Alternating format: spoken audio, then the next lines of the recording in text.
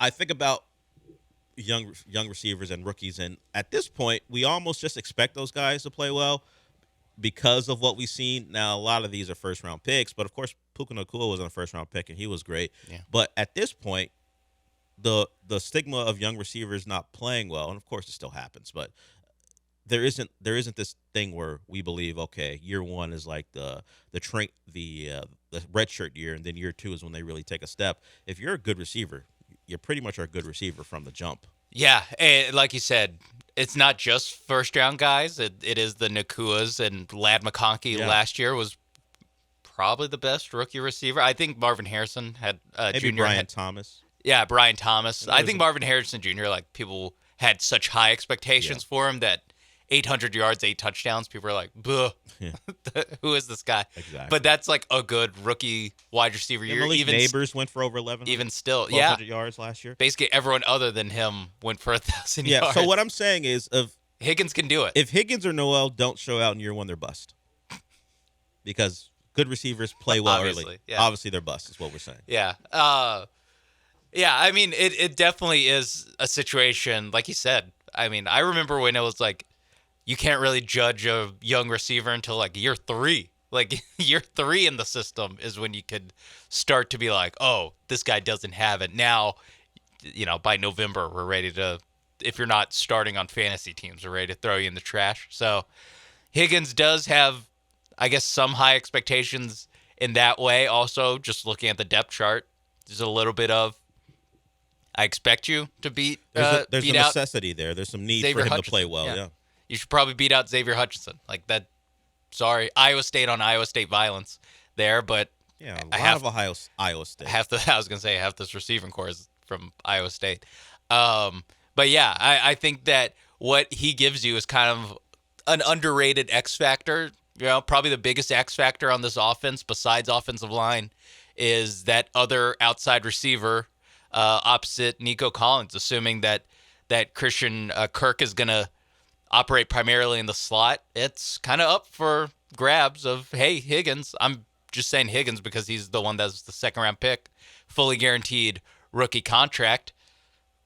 I feel like we should see something. Would like to see something. So far, obviously, everyone's been nothing but complimentary to him, which, isn't saying a ton because it's been OTAs and 2 training camp practices. But, you'd prefer that than, he's still learning. Like these soft pedaling. I think Jordan Jefferson. Yeah. Justin I was Jefferson. thinking of that when you're talking about. Justin Jefferson. He was talking about J.J. McCarthy. Yeah, talking about J.J. McCarthy was like, they asked him what his first impressions of J.J. McCarthy was, and he kind of goes, well, this is basically his rookie year, and so and it's just like, oh, okay, got it. He hasn't been great. Understood. Yeah, but we haven't gotten that with Higgins. People have been, not just the other players and coaches pumping his tires, but some of the early media reports that we saw were how Higgins looks out there. So I think it's possible that he comes in and is a real piece for this offense, but I also aren't going to put the super high expectations on him.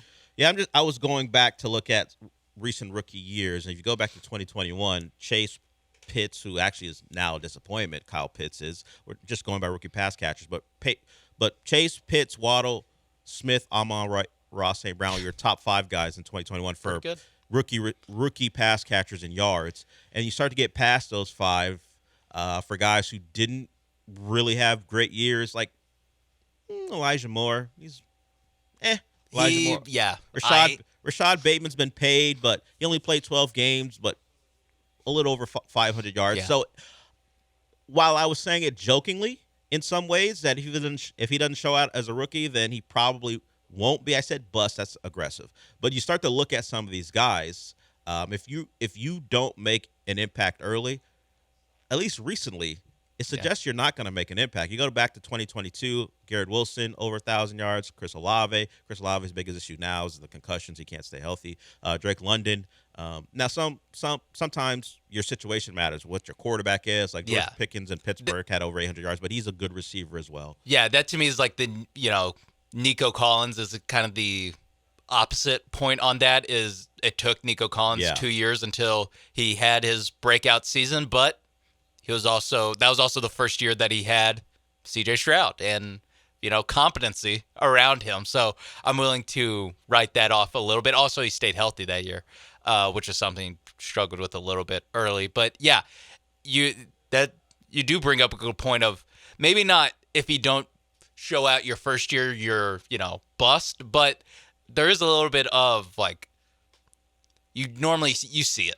You Yeah. see it early. Yeah, it's generally clear. You mentioned Nico. He in 2021 just over 440 yards, but there are environmental issues there. That team wasn't ready to be anything. Certainly, they weren't ready to help a young receiver have a good year. So if you're looking for any indicators about particularly Higgins, if he's going to be a guy who gets a lot of time on the outside, I'm not sure about Noel. Or is it Noel? It's Noel. Noel. I'm not which sure is about annoying. Noel so much. No offense. Jaylen Noel. No offense to him. I yeah. get its name, but for me, it's annoying. Yes. To look at it, you think Noel, but it's Yeah. Noel. So I'll figure it out. It is his name.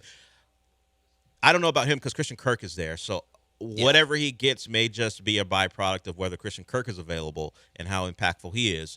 But Higgins, if he's expected to be a guy who plays a lot on the outside as maybe not your number two, that might be Kirk, but at least your outside receiver and starting, you would hope to see maybe I'm not going to put up Chase numbers in your rookie year or even Waddle numbers, but hey, a guy who you can see it. There's that spark there, and okay, with more opportunities, he's going to show out. Even if it is just a stretch of, 3 or 4 games in November, December, where it's like, okay, did we see, 3 out of 4 games, 100+ yards or something like that, or even, end of the game 2-minute drill where he's getting open on a final drive to set up a Kaimi Fairbairn field goal. Like there should be flashes if this guy is going to be a real dude in this offense, and that to me is why he's going to be again second to offensive line,